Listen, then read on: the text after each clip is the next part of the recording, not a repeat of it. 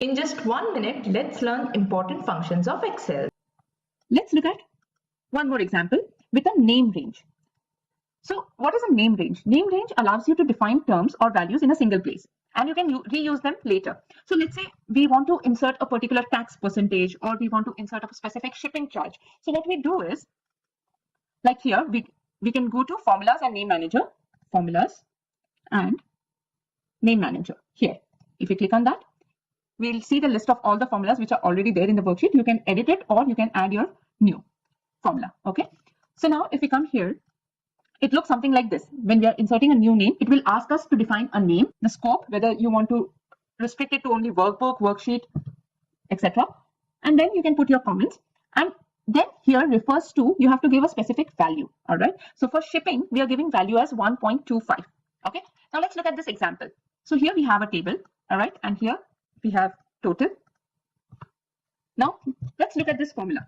What we are saying is, if E33, which is this cell, right, is equal to yes. If it is yes, then comma, take the value of F31, which is this cell, and multiply it by the sales tax. Now, if you notice the sales tax, it is not in quotes. Why? Because this is a named range. So you need not put it in quote. And you're multiplying this F31 cell, which is this cell, into the sales tax value. And if it is not yes, then show me value as 0. That is what our formula means. All right.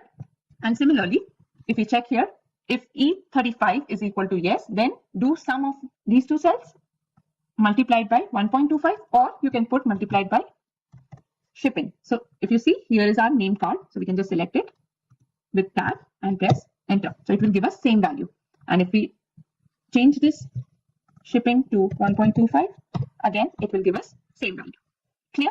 So we can use name range when we have a particular tax percentage or charges, which is common for all, and we're going to need it again and again. You can download this sheet from the link given in the description box. Do check out the next video to learn the next function. Thank you.